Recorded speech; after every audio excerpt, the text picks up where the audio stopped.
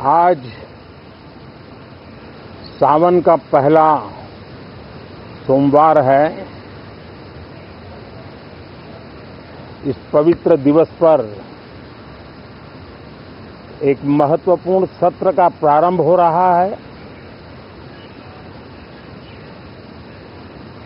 और सावन के इस पहले सोमवार को मैं देशवासियों को बहुत बहुत शुभकामनाएं देता हूं। आज संसद का मानसून सत्र का भी आरंभ हो रहा है। देश बहुत बारीकी से देख रहा है कि संसद का यह सत्र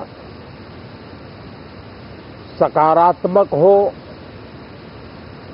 सृजनात्मक हो और देशवासियों के सपनों को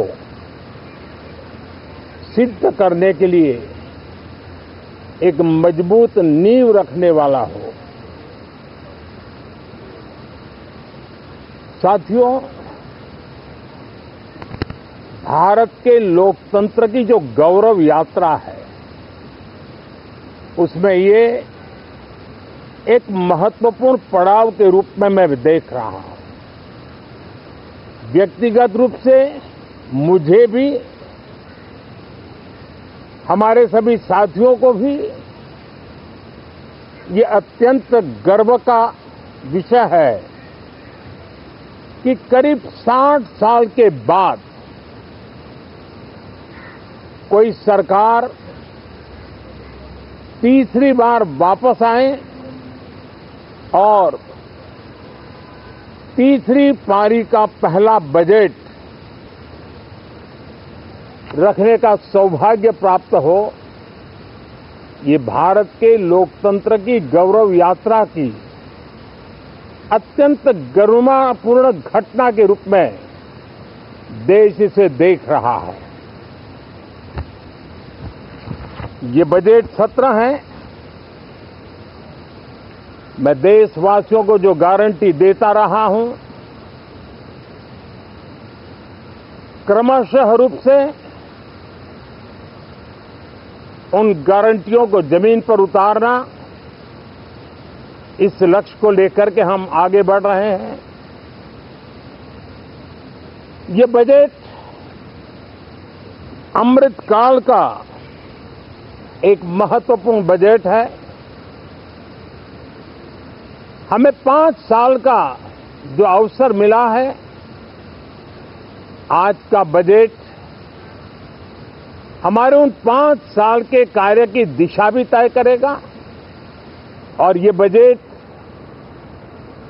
2047 जब आजादी के 100 साल होंगे तब विकसित भारत का जो हमारा सपना है, उस सपने को पूरा करने की मजबूत नींव वाला बजट लेकर के हम कल देश के सामने आएंगे। हर देशवासी के लिए एक गर्व की बात है कि भारत बड़ी इकोनॉमी वाले देशों में सबसे तेज गति से आगे बढ़ने वाला देश है। गत 3 वर्षों में लगातार 8% ग्रोथ के साथ, 8% ग्रोथ के साथ हम आगे बढ़ रहे हैं, हम ग्रो कर रहे हैं। आज भारत में पॉजिटिव आउटलुक, इन्वेस्टमेंट और परफॉर्मेंस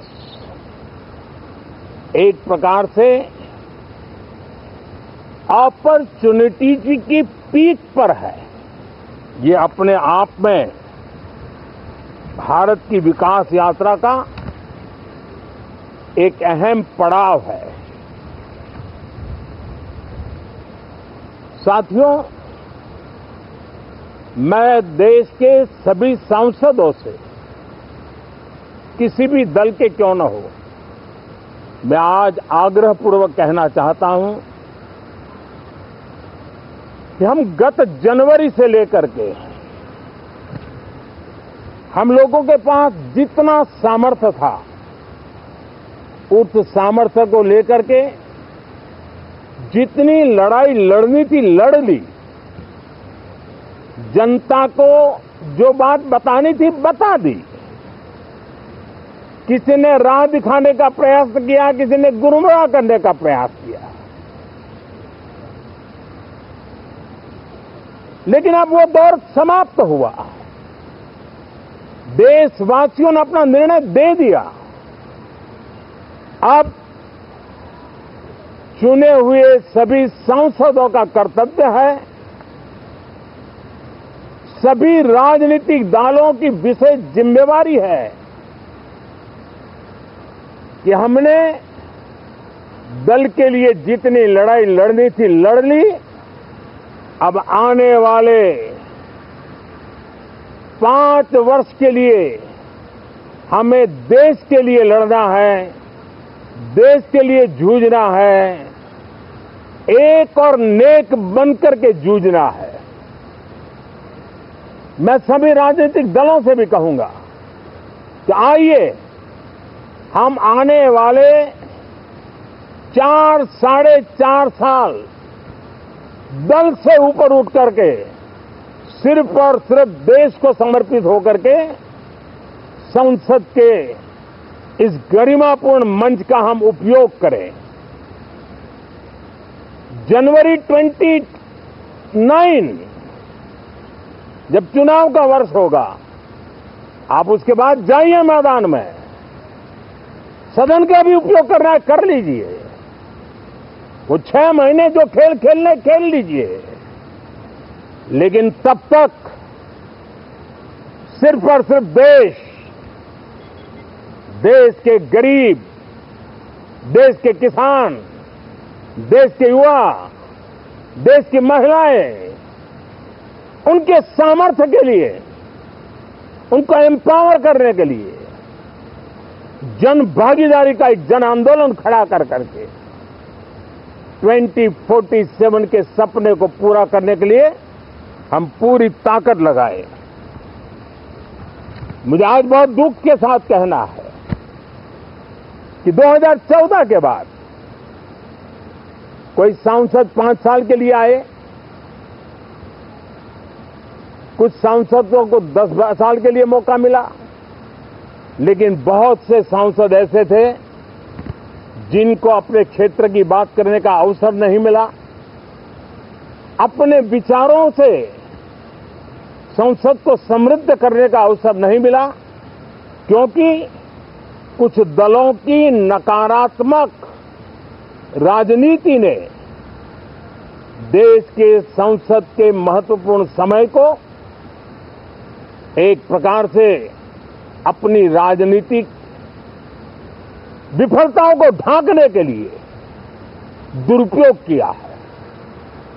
मैं सभी दलों से आग्रहपूर्वक कहता हूं कि कम से कम जो पहली बार सदन में आए हैं, ऐसे बहुत बड़ी संख्या में हमारे माननीय सांसद हैं और सभी दल में हैं, उनको अवसर दीजिए, चर्चा में उनके विचारों को प्रकट करने का मौका दीजिए, ज्यादा से ज्यादा लोगों को आगे आने का अवसर दीजिए।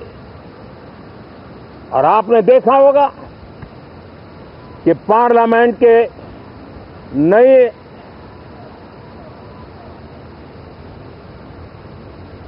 संसद गठन होने के बाद जब पहला सत्र था, 140 करोड़ देशवासियों ने बहुमत के साथ जिस सरकार को सेवा करने का हुक्म किया है देशवासियों ने, उसकी आवाज को कुचलने का और लोकतांत्रिक प्रयास हुआ।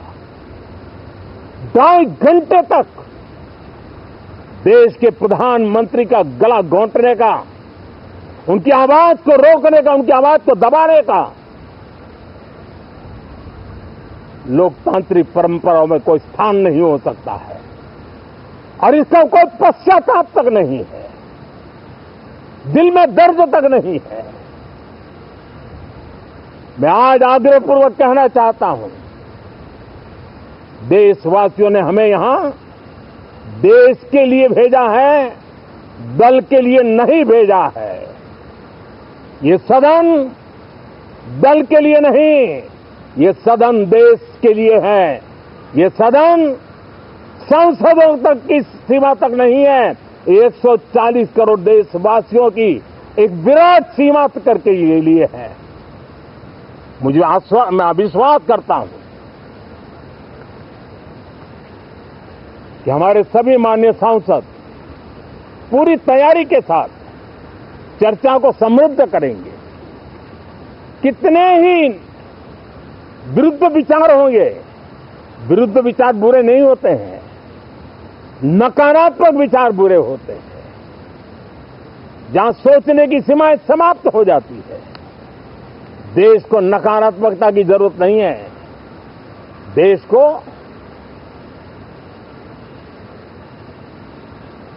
एक विचारधारा,